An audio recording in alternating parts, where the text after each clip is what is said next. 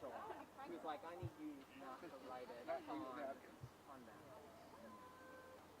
Well, I feel like the legislature writes a lot of their bills when they're at that Tallahassee club. Truly. I'm double fisting today. I'm here and I gave Emily the lock of quote so they don't say gay article. Well, I'm glad you gave her that. I wonder if anybody in the school board did. Yeah, they don't seem to want to say anything about anything. Waiting to see the judge fly. What now? I don't. Are we streaming this or? ENG10. Whoa. Hey, who are you talking to? Nick Jones. Nick Jones. Okay, so Nick. Looking confused. Yeah, are we, Nick? Let me call Nick. I didn't know if no one said anything. We were streaming it and nothing's happening right now. We just got told about a live look at the bottom of the 5 o'clock A. Nick's calling you is because he thinks we're streaming it. Oh, yeah. And no one said anything to me about streaming it. And right now there's nothing to stream because there's like 7 people here and they're unorganized. Now you're Yeah. Yeah, we'll probably just do like the press conference. This is like a good Dr. Hatcher? Yeah. He's good. Okay. There's a lot more presence in the hallways. There's a lot more like someone has a plan, their ideas, they're receptive towards ideas, those sort of things. That's all like, wow, this is a big change. Yeah. I'm used to marching orders from Pyongyang, but this is a lot better. Last time we went So that place is so nice. It's like a small town. It really is. Yeah, I mean that's why I said when I first went there, I was like, this is like Holland. Yeah. It's because like I mean this is like Was it 3,000 students? yeah, a lot of kids. 27. Yeah, not like hybrid cut. It's really not hard this out. Oh yeah? Yeah, it's fine. It's like it's a lot of them. It's nice to have a little bit of distance. Yeah, well no one in the seat goes up. I love being in the 4%. Just take the middle of the ramp. Hear people walking. Yeah. Oh, the warning. Yeah. You're like, all right, stop. None of that like silently slipping into the classroom. Let me point to the standard. Yeah. Pretend like I'm teaching. When I taught SED, SE severely emotionally disturbed. It's like right down.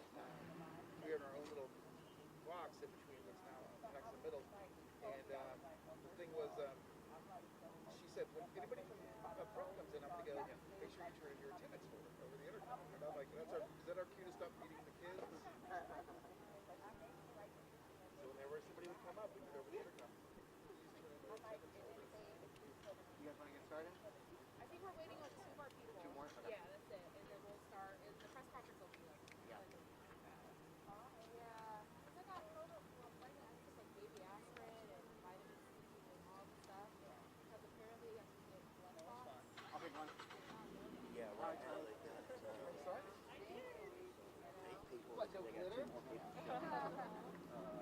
So yeah, I didn't know if we were going to stream or not, but yeah, it's kind of going on now. I'll be up, and it won't be like a big thing. Okay, cool. All right, bye.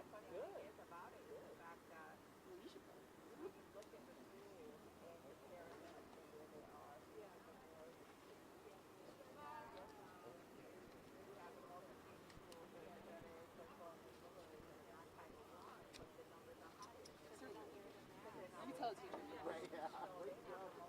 I knew I was due when I saw my board handwriting. Oh yeah, yeah, right. I don't know. Mine's pretty good. I do a lot of things on my computer because like, I have all my like you know like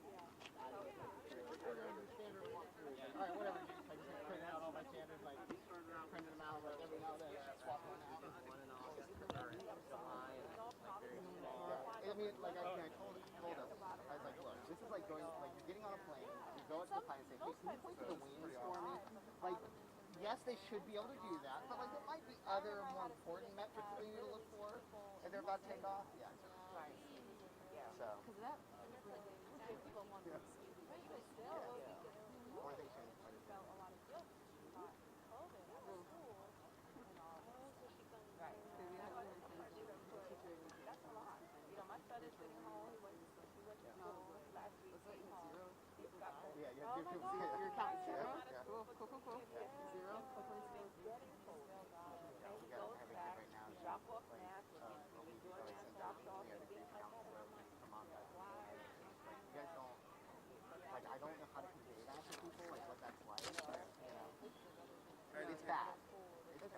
was just gonna speak on like before COVID even like everything that you thought you knew about our schools is not at all. Right. Even the teachers or other teachers who are there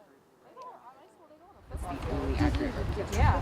It's like whatever it was for you back in the day, it is not the same. Or 2 adults, if that. I'm like, how is that? That's like our regular thing. Let me see. We're waiting on the parent and the student. Let me see her ETA.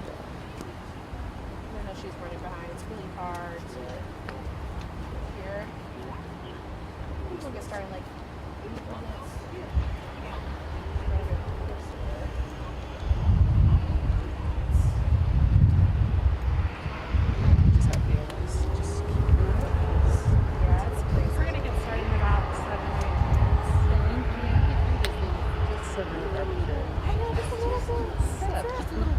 I thought we were going to be at the end of it, summertime when we lifted the mandate and then it got really Good. I mean, it took a little adjusting to like move like up to Darnell and like going to Sandalwood, but I mean, it's like losing my family. So, especially because I was like fourth grade. So like I had 7th graders, and then I just got done having my first batch of seniors, but I had a 7th graders, and so I was really excited to have the another batch come through. And I used to why did you move?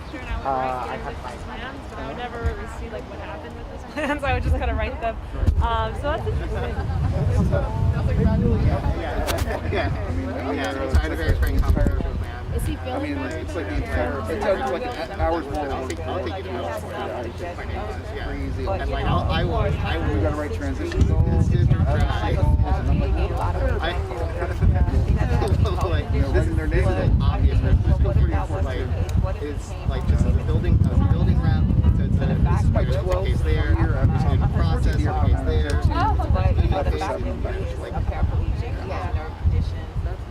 What school are you? I don't want him to catch it. Yeah, so it was hard to go from civic study to teaching. It should be exciting, but I get a lot of gov cards that play with that. Sometimes it's fun to zero it out. Yeah, it's not my ideal. Yeah, it's not a fun situation. Even if you are vaccinated, me and Mike were down for like 2.5 days. I'm talking about could not eat, could not drink foods, like my doctor's freaking out. She's like, you're pregnant, you need to eat something. I'm like, I can't consume food right now. Like, I literally Good. Where do you want to go? Like whatever school you want, we'll put you there. it was horrible. They're really glad to be back in person. So that's what I'm saying. But of course, all the COVID anxiety is like, Yeah, back in the fall was really tough. like unanimously elected. But, we mask up, and they've been masked up the whole time, and they don't jack me. Like, they get I up, talked to I get why they're doing it for them and for others. So, they're just, again, it's like people say, I thought I lost my smell and taste only for 4 days. Oh, I no, was like, come on. So I'm the contact person to change the chairperson. What I wanted to be clear of was that I wasn't going to have it be a. Was it like little I Johnny didn't want like put elbow anyone out. She was like, oh, you're not going to this one. But it's also that. Well, I read the contract. So, oh, whoa, you've done that. Okay. Which is like one of the fun things. And like seeing what should we agree to. Yeah, what we agreed to and what we did. Yeah. It's like interesting. Yeah, like we just agreed to a new thing. And it was like we should gladly. It was check email twice a day. And it was like, why did you? God, it's bad there. Yeah, in all the high schools, I hear it's horrible. Like I'm looking at like hundreds of cases. I'm like, We're just an extended. Yeah. Some of them aren't reporting. They didn't report my case at all. Yeah. very weird. Yeah. Yeah, but it, Yeah. I'm a huge. but we did get a significant pay On that side, yeah. Even Chris went up, which is pretty impressive. They just seem so they Even for people on OTP,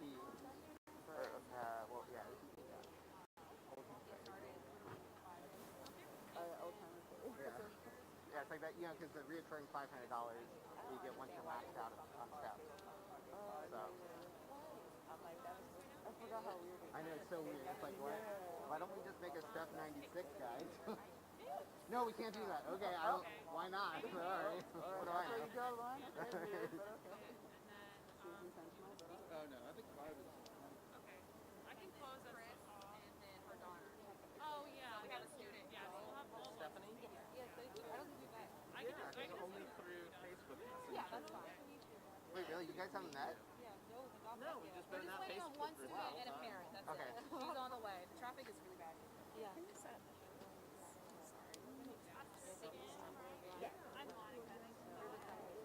I know how to do it. It's just the bending down. It's not gonna happen until the baby's Was it weird? stuff like this. I will check. I'm gonna move as long as I'm on that. Yeah. This is probably a good start. Okay, what's that, okay?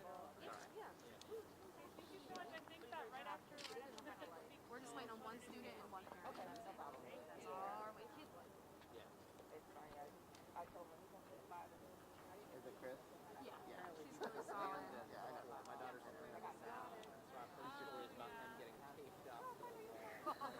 That was a fundraiser. I did a match up there. Oh good. I met her same school now. Oh, nice. No, I imagine he's on battery. Now. Is his wife at the Right. Yep. Oh, nice.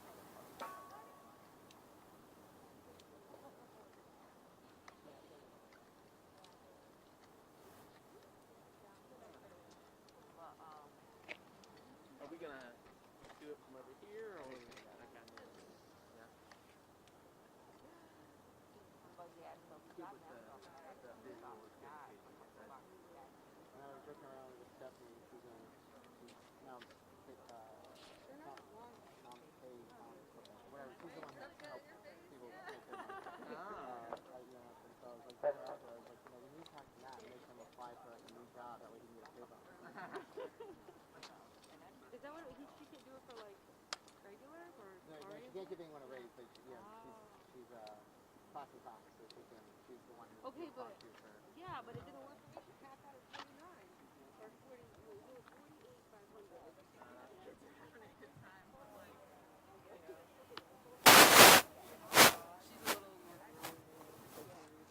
Are you guys gonna have this facing this way? Are you gonna shove it And facing? we were gonna have someone hold it, but if you need it to move it, that's fine. I'm just wondering where I should put my mic Oh, to get to here. We're just waiting on a student and a parent, and we'll be getting started. Oh, sounds good.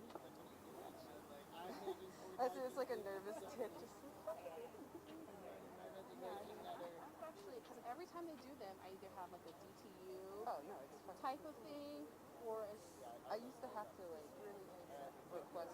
I've only literally been to a few. I mean, like we did the big actions when we were trying to not have COVID schools. yeah. But like, other than that, it's still horrible. Disgusting with that. Man, it's really bad, you know, and the kids are really, because they have COVID fatigue, they're actually very horrible. I mean, No, worse than they've ever been. why wouldn't it be worse? It's worse conditions. You know what I'm saying? Like, I mean, it wasn't. I know, and I That's just consider all I'm myself as someone with really good classroom management, and I'm really struggling. You know, my classes aren't out of control, you know, but it's a struggle. My kid is like really moving around in there. You know, we've got stupid stuff happening. Like the kids are, you know, smoking pot in the bathrooms, and that's what I'm saying. You know, and other stupid stuff like a girl pulled out her nips on someone today, and I was like, what the hell is going on? The kids are not all right. They're not okay. They're not. Like, yeah, I just plan to come to be like. We appreciate it because it's literally oppressive. We didn't plan for a rally.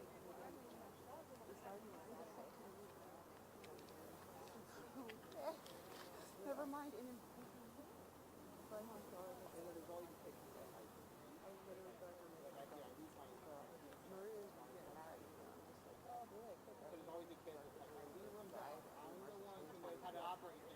March 13th, 2020. And we're just in like a fucked up purgatory. Because there's no way this is real. It's so hard. It truly does suck. It's not a fun thing at all. I just don't understand how my parents are. Go ahead. They are. But they feel like they don't have any Getting the golden hour. They don't have options. They all fucking work at 4:30. They have no options. So they can't come And to they these. can't, advocate for themselves too. Yeah, we can go ahead and get set up.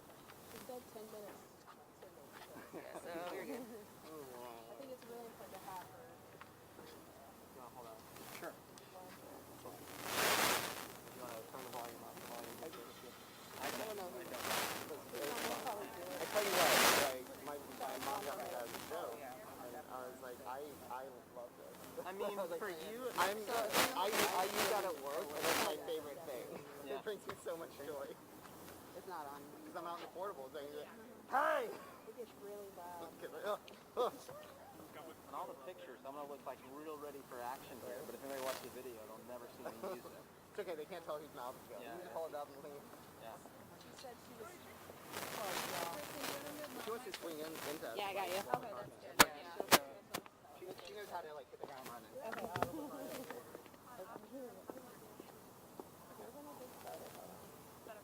Oh, that's fine. Like what number? You'll be number 3. And y'all can just come in. Okay. Let's kind of close it out like this is more.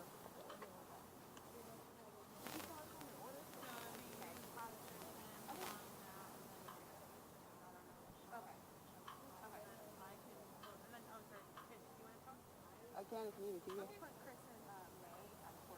Okay, awesome. Alright, I'm gonna turn the mic on, so just do a check real quick. If we want to like close, I don't know how to close it in as much as we. Okay, yeah. There we go. Yeah, kind of. So we kind of look a little. There we go. Test, test. All right, are we good? All right. 1, 2, 3. All right, thank you so much, everybody, for coming out. This is the Duval CORE's first press conference. We are the Coalition of Rank and File Educators. We also are parents and stakeholders and community members that are very upset with the current conditions in our school. We are teachers, we are mothers, we are all types of people, and we have something to say. We thought that it was very important to come to the school board today because we have seen the rise in cases in the Duval County Public School, and CORE was established in response to that.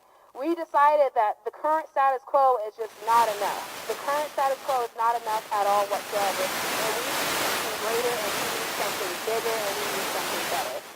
I'm a teacher in Duval County Public Schools. My name is Monique Sampson. I teach U.S. history. I've been teaching for a couple years now. I thought that I was being relatively safe, and I thought and trusted that the district would keep us relatively safe.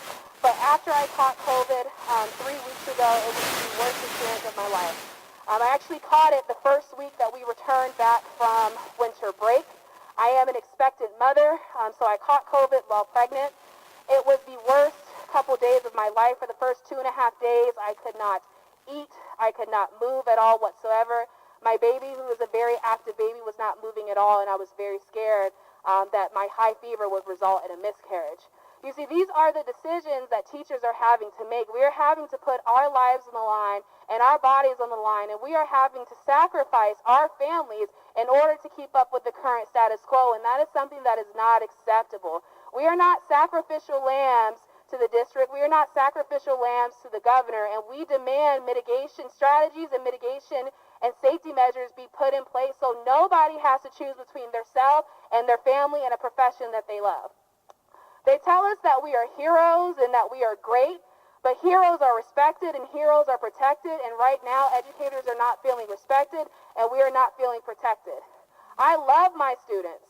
When I had COVID and I had a fever, while I was worrying about my daughter possibly dying, I was also worried about my students who did not have a substitute because the shortage is so bad, that were not going to be able to get their work done, that were not going to be able to have the teacher that they were safe with because I was out. I shouldn't be having to worry about those things, but here we are because there are no mitigation measures that are set in place. My students are experiencing COVID at a high rate. There's no contact tracing in the school. This year, I don't think I've had a full class at all whatsoever because my students are either gone because they have caught COVID or their loved ones have caught COVID. But they're telling us to continue on like this is a normal year and like business as usual. There's nothing normal about this year. I had one student that lost 2 loved ones in the course of a year, or excuse me, the course of a week because of a virus that she caught at school and brought home. And that grief still sticks with her every day. She's not the same student. But all of this could be avoided if we had mitigation measures and safety measures set in place for our kids. We cannot have our students choose between their education and possibly killing their loved ones that are immunocompromised, that are elderly, or that catch the virus and die, because we don't know how it's going to affect the average person. So the Duval CORE is demanding a few things. We're demanding PPE, because in our schools it is not regular, it is few and far between. We have to rely on community members like Pastor Kim, who will speak to donate PPE to our schools. We're demanding mitigation measures. We're demanding education for parents and for stakeholders, and incentives for parents and for stakeholders to choose safety. We're also asking the district to step up. We need you guys to step up and keep us safe. It's not enough to call us a hero and give us Jean Friday and Pizza Friday. That's not enough anymore. We need you all to keep us safe so we can provide an education for our students. Students deserve to learn in a productive and safe learning environment, and there's nothing productive and safe about the learning environment this year because COVID is ravaging through our schools. So please, please listen to educators, to parents, and to students that will speak to you today at this press conference, because what we're doing right now in the status quo is not enough. So next up, we will have Pastor Kim, who is a parent of a Duval County Public Schools student. Thank you, Monique. I'm honored to be here. I am Pastor Kim. I am from Live Church here in Jacksonville, Florida. I am also the parent of 6 children, and in May, I will be graduating my 6th child from the Duval County Public School system. The last time I was here, there were doctors and nurses coming from the local hospital, speaking on behalf of our students, right, and their patients. Then Superintendent Green, she made the right decision, and she instituted masks in the schools. We need to make that right decision today for our children. Our nonprofit, Live CDC, along with our partners, Amazon, Dedicated Senior Centers, and the First Coast Black Nurses, prior to the Christmas break and the week after, we delivered at least 5,000 masks to various schools throughout Jacksonville. We are currently having masks and disinfectant delivered as of today. As much as we are able to give, that is what we share and we send out to for our teachers and for our students. We have done everything possibly that we know how to help prevent COVID within our school system. We even kept our son home. We have a 18-year-old son who is a senior in one of our Duval schools, and he came home Thursday, tested positive for COVID. So let me share with you how that affects us as a family. We have a daughter who works at Mayo. So in order for her to do her job, she has to stay COVID-free. I have a husband who is a paraplegic and myself who is also immunocompromised. We cannot afford to get COVID. We've done everything possible that we could to ensure that COVID did not arrive to our homes. We kept our son home for 2 years and let him be, he went online schooling, but this is his senior year. And he wanted to be with his friends this year. So we allowed him to go back, hoping and believing that Superintendent Green would keep our children safe. But the bottom line is, that has not been the case. Had there been contact tracing, maybe my son would have given us the notice that he was exposed. And then thereby ensuring that we were not going to be exposed. So it's important that we take this into consideration. We have to decide not to give parents full and total rights in a pandemic, right? I'm a parent, yes, I like to make just choices for my children, but I would rather make the choice or have the choice made to not only protect my child, but to protect everyone, our teachers, our students, right? And the parents and their loved ones, because these children go home. The highest numbers here are in elementary schools. If you look at the numbers now, the high schools have the highest numbers. This disease is contagious. To the 1.5% is what they're telling us. Each variant is even more contagious, it seems, than the other. But yet we're not making right decisions. As educators, as superintendents, for our teachers. My son I have a girlfriend who works at the school. She just went back to work. The second day back, she has COVID. This is unacceptable. She stayed out because she had health conditions. So we should not have to make these choices. We need them to make the right decisions. There's no apology or excuse that we can give for a dead child or a dead teacher. There's no reason for it. We need to do better. We need to make better choices. And I hope today that they make the right decision and make the right decisions for our schools, for our parents, and for our teachers. Thank you.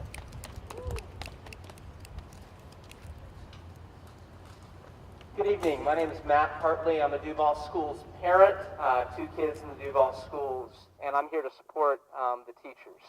I am the grandchild and the son of public school teachers. I was a public school teacher here in Duval Schools myself, and I believe that public education at its best can protect our children and can be a place where we honor our teachers. But we can't do that if we don't provide a safe environment with PPE, with contact tracing, and I hope the school board will do something because it seems like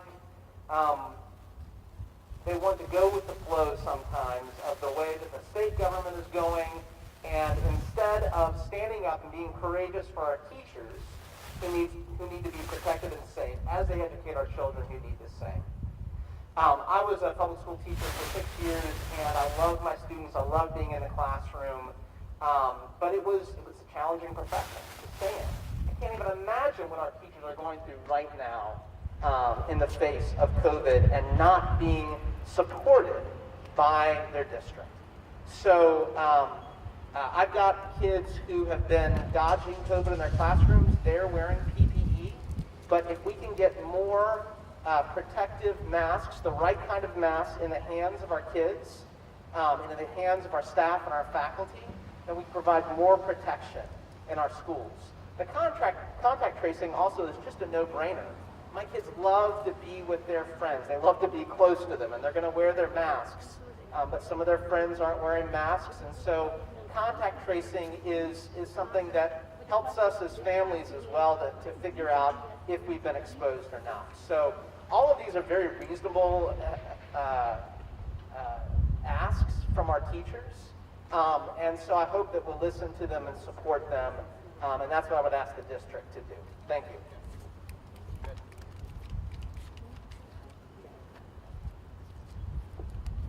Hi, so I'm a DCPS student. I'm an 8th grade right now. And right now at my school we are dealing with COVID problems. Right now my 1st and 2nd period teacher is out with COVID. My 7th period teacher just got back from COVID. And my 5th period teacher just came back from COVID about a week ago. We don't have any substitutes because the only substitutes we have are in science, and it's 1 man, and we have 3 science classes. And most of the time, 2 of them are out at most. So he can only sub 1 of them. And then also, whenever my 1st period teacher's out, I have algebra 1, which is my 1st and 2nd period class. She's been out for a week now, and nobody's been able to sub her class. So these teachers, as you walk down the hall, you'll see lists taped on the door, and they're split lists. So we have to split, go to other people's classes, interfere with other kids learning, because our teacher wasn't protected by COVID. Also, I wanted to talk about the masks. Last year, I donated a box of about 500 masks, cloth masks, and I didn't know what happened to them because it was at the end of the year. I assumed they went to storage or they were being used. And one of my teachers, I won't say her name, she told me that she was in storage in the front and she found the teachers, the principal had said that there was no masks at all. And she found boxes and boxes of masks and one big box of 500 cloth masks that were white. So now we're thinking, oh, the principal is taking the masks and just keeping them in storage and not just giving them out to the kids and the teachers who need them. And these teachers don't have masks to give to the kids, and the kids, you'll hear them as I'm walking in the front door of the school. Do you have a mask I can use? No, your parent has to give you one. Do you have a mask I can use? No, your parent has to give you one. That's what you say whenever you have boxes and boxes of unused masks. That's just disrespectful to me because I have family that's immunocompromised. My brother is about to turn 1 year old, and I have a lot of family that's immunocompromised all around. I haven't been able to see a lot of my family because I'm scared that I'm going to get them sick. I just got back from a sickness. It wasn't COVID, but I just got back from a sickness. I come back to school, my first and second period teacher is gone, and my seventh period teacher is gone. So, boom, I don't have eligible one, and I don't have help. That's not fair to me, and it's not fair to other students that I have to interview with learning. So, that's just my point of view being inside of the school. Hi, I'm her mom. So I just want to be really clear. We need to treat each other like human beings. Teachers are teachers, but they're also humans. We are all in a community together. If we are not respecting each other, how do we expect our up-and-coming children who are eventually going to be grown-ups to respect each other? We need to be very clear on this. This is a fundamental issue. This is a human rights issue. We are putting our teachers at risk every day and paying them little to nothing. I worked in the healthcare field for 18 years. 18 years of my life were given to the healthcare field, and when COVID hit, I had no support and had no choice but to quit my career of 18 years. I am her mom, I am a community member, but I'm very concerned for my friends who are teachers, my friends who are talking about being put at life-endangering situations every single day for, what, less than $50,000 a year? Like, are you serious right now? People need to understand, we are starving already. We don't need to be smacked in the face by a pandemic and telling us that we are not worthy of basic human rights. Give people masks, provide them at school. I've had nothing but troubles with Duval County school systems to begin. Let's not get started. But real life, our teachers are so important. How do we expect our entire community to learn and get better if we're not educating them properly and not giving people masks? This is unbelievable. Putting them at life-endangering situations every single day and paying them less than what a police officer makes. Let me be really clear. If 50% of our budget can go to the cops, and we have more than 70% unsolved crimes, then our teachers can have a damn mask.